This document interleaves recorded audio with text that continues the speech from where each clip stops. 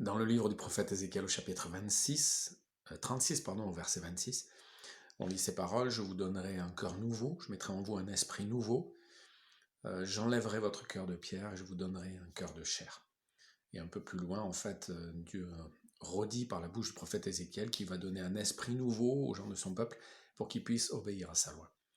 Voilà, ce qui est étonnant et ce qui est beau dans ce verset, c'est que Dieu fait cette promesse alors que le peuple ne la mérite pas. Et dans le chapitre 36, on le voit, je vous promets pas ce retour dans le pays, et puis cet esprit et ce cœur nouveau parce que vous le méritez, mais c'est parce que j'ai fait des promesses. C'est pour mon honneur, vous ne le méritez pas. Votre comportement n'a pas été un comportement correct, vous n'avez pas obéi à Dieu. Et Dieu dit même par la bouche du prophète Ézéchiel, j'espère que vous comprendrez en fait la hauteur de vos fautes, en voyant mon amour et en voyant tout ce que je fais pour mon honneur, parce que je me suis engagé et pas à cause de vous. Et on peut retenir cette parole aujourd'hui, cette idée que Dieu continue de faire des choses, non pas parce qu'on le mérite, mais parce qu'il s'est engagé. Il va tenir bon, il va nous tenir dans sa main si on s'est donné à lui, pas parce qu'on est meilleur que les autres, mais parce qu'il s'est engagé. Et il va nous donner un cœur de chair, un cœur tendre.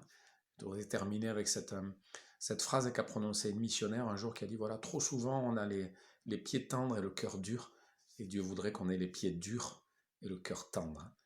Donc voilà, Dieu avec son esprit veut attendrir nos cœurs, il veut que nos cœurs soient des cœurs de chair, il veut qu'on soit sensible à la souffrance des autres, et puis il veut peut-être qu'on s'endurcisse les pieds, qu'on soit prêt à souffrir, à aller dans des endroits difficiles, mais avec un cœur transformé.